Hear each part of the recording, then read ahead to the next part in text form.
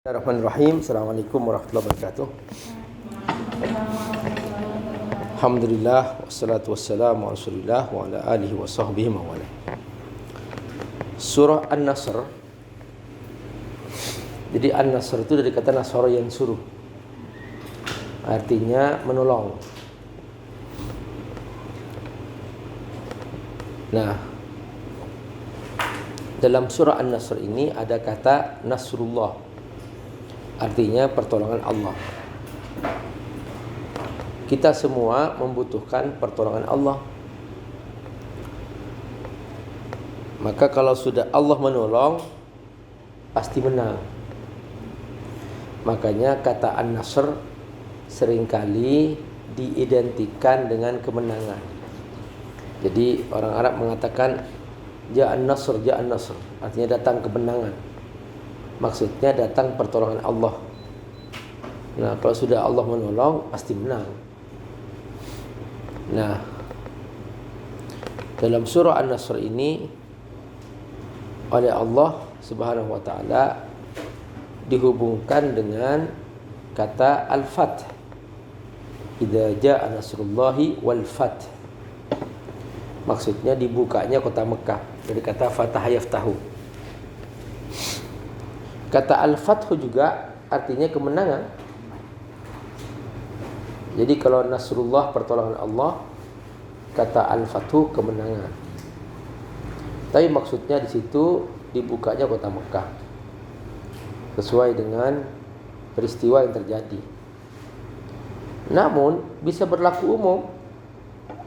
Bisa berlaku umum, artinya setiap kemenangan, kesuksesan itu disebut Al-Fath. Seorang yang berusaha dari sejak awal, dari nol, berjualan, berdagang, sampai akhirnya dia sukses menjadi pengusaha besar, punya perusahaan, punya karyawan banyak, maka itu disebut dengan Al-Fath. Tapi itu terjadi karena pertolongan Allah. Kalau dia melakukannya dengan cara benar, dengan cara yang halal. Tapi kalau melakukannya dengan cara haram, misalnya dengan cara menipu, berbohong,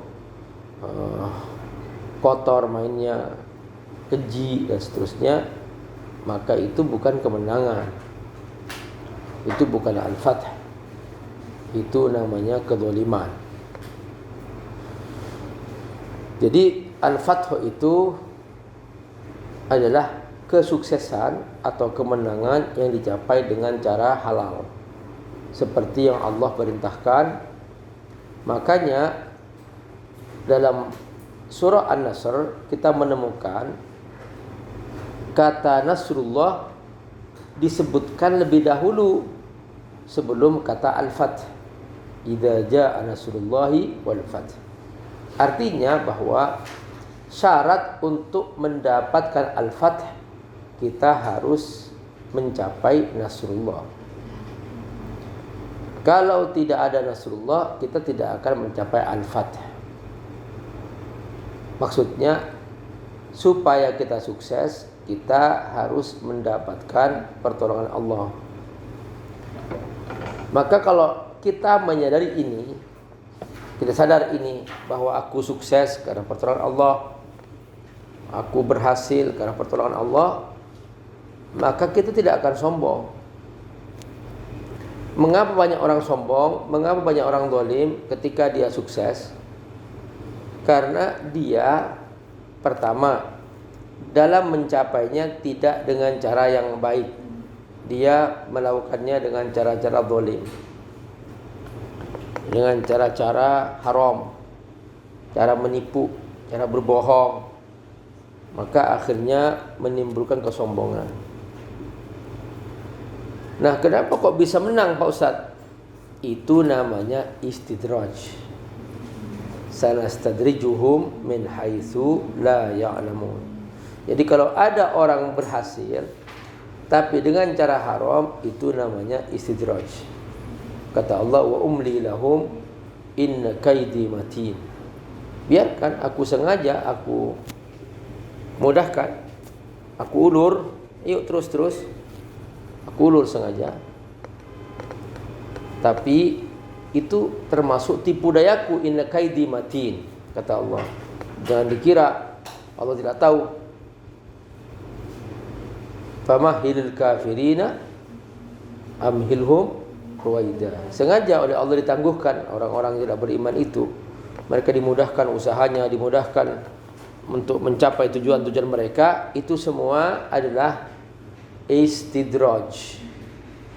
Supaya apa? Supaya dosa mereka semakin banyak dan supaya mereka nanti mendapatkan azab yang setimpal dengan dosanya.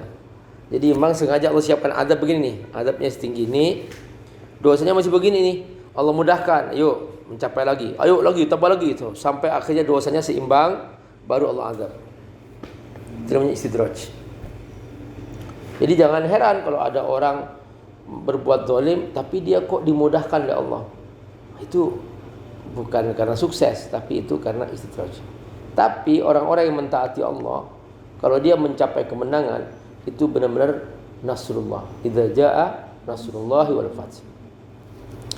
Nah, waktu itu Rasulullah SAW sedang berjuang berdakwah di kota Mekah. Waktu di kota Mekah awal-awalnya Nabi berdakwah satu persatu, masuk Islam satu persatu. Ali, Ibunda Khadijah, terus masuk satu persatu kerabat-kerabatnya dan seterusnya.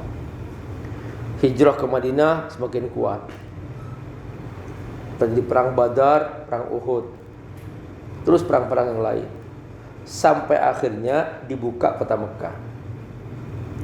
Ketika dibuka kota Mekah, yang masuk Islam itu bukan lagi satu persatu, tapi per suku sudah langsung. Suku Bani Fulan masuk Islam, suku Bani Fulan masuk Islam. Jadi langsung per kampung masuk Islam sudah.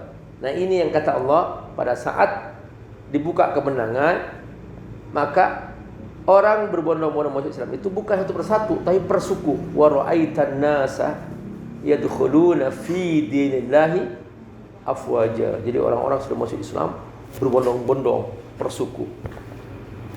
Nah, inilah namanya sukses.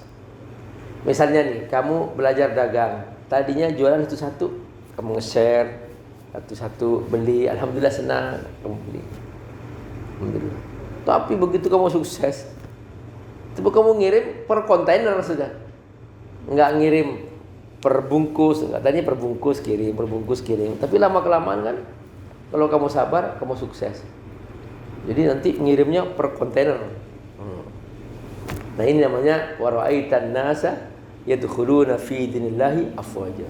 Tadinya kamu datang ke tempat pengiriman barang, datang ke sana. Setelah itu, karena kamu sudah ngirim per kontainer, di depan rumah kamu itu sudah datang berbagai perusahaan untuk mengangkut barang-barang kamu gitu. Itu namanya wa ra'aitan nasa yadkhuluna fi dinillahi afwaja. Nah, di puncak kamu sukses seperti itu, kata Allah, kamu jangan bangga. Itu semua karunia Allah, nasrullah itu. Jangan kamu merasa hebat, merasa langsung show nih. Beli tas 20 miliar, beli sepatu 2 miliar, beli sandal. Wah, ini aku nih sepatu saya 2 miliar nih. Jangan begitu. Itu nasrullah, pertolongan Allah. Nah, pada saat kamu sukses itu, kamu lakukan pendekatan kepada Allah. Caranya gimana? 3. Banyak tasbih, banyak tahmid, banyak istighfar. Fasabbih bihamdi rabbika wastaghfir. Itu caranya. Banyak tasbih, banyak tahmid, banyak istighfar. Subhanallah bihamdihi, subhanallahal azim, astaghfirullahal azim. 3. Nah, itulah orang-orang yang mencapai kemenangan itu, mereka seperti itu. Jadi makanya kalau kamu selesai sholat, kamu baca apa? Subhanallah 33 kali, alhamdulillah 33 kali, Allahu akbar 33 kali. Terus kamu baca istighfar juga. Gitu. Astagfirullahaladzim, astagfirullahaladzim, astagfirullahaladzim. Udah. Padahal selesai sholat. Karena sholat itu, kalau kamu berhasil kamu kerjakan, itu artinya kamu sedang berada di puncak kemenangan. Karena tidak semua orang bisa sholat. Enggak semua orang boleh sholat pada waktunya. Banyak orang gagal sholat pada waktunya. Nah, makanya kamu baca Astaghfirullahaladzim, Astaghfirullahaladzim, Astaghfirullahaladzim, baca tasbih, tahmid, takbir 33 kali. Nah, itulah cara kita mensyukuri kemenangan. Fasabbih bihamdi rabbika wastaghfir. Mengapa kok bertobat? Karena Allah Maha Pengampun taubat. Kenapa kok baca istighfar? Karena jangan-jangan dalam ketaatan yang barusan aku lakukan, jangan-jangan ada yang kurang. Mungkin Fatihah kurang fasih, mungkin kurang khusyuk salatnya, mungkin waktu bersedekah ada harta keselip kurang halal. Astagfirullahaladzim, astagfirullahaladzim, astagfirullahaladzim. Seperti itu. Kita itu terus menerus dalam kekurangan di depan Allah Subhanahu wa taala. Yang maha sempurna hanya Allah. Kita enggak pernah sempurna. Makanya kita selesai mentaati Allah, bacalah istighfar. Itulah rahasia idza jaa nasrullahi wal fath, surah An-Nasr. Nah, Ibnu Abbas seperti yang tadi kamu ceritakan, itu salah satu sahabat yang paling kecil dibanding sahabat-sahabat lain. Dia termasuk junior lah, masih anak muda. Kalau Abu Bakar, Umar, Utsman itu senior sudah. Tapi Ibnu Abbas itu seringkali mengambilkan air wudhu Nabi. Jadi kalau malam-malam Nabi berwudhu, Ibnu Abbas ngambil air wudhu. Nah, suatu malam pas Ibnu Abbas mengambilkan air wudhu untuk Nabi mendoakan untuk Ibnu Abbas, Allahumma faqihhu fiddin wa 'allimhu ta'wil. Ya Allah, beri dia kemampuan fikih dalam agama dan kemampuan takwil dalam menafsirkan ayat Allah Subhanahu wa taala. Makanya Ibnu Abbas itu rujukan para sahabat. Sekalipun masih muda, sahabat bertanya kepada Ibnu Abbas maksudnya. Nah, satu hari Umar bin Khattab radhiyallahu anhu ngumpulin bersama sahabat, berkumpul beberapa sahabat pembesar, ada Abu Bakar, ada Umar, pokoknya pembesar sahabat. Dipanggil tuh anak muda namanya Ibnu Abbas. Nah, pas mereka baca surah An-Nasr, Umar minta kepada masing-masing sahabat, tolong tafsirkan surah ini apa. Masing-masing menjelaskan. Ketika datang pertolongan Allah, datanglah kemenangan, maka orang-orang masuk bondong-bondong, dan kemudian kita bertasbih, beristighfar, bertahmid dan seterusnya. Satu persatu semuanya menjelaskan itu. Sama isinya seperti itu. Pas giliran Ibnu Abbas, kata Ibnu Umar, ya Ibnu Abbas, apa pendapat kamu tentang surah An-Nasr?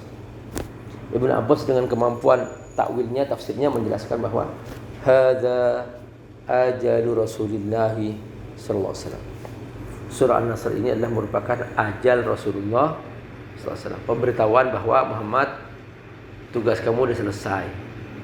Orang-orang yang masuk Islam berbondong-bondong udah. Tadinya masuk Islam satu persatu, sekarang sudah berbondong-bondong, udah selesai tugas kamu Muhammad.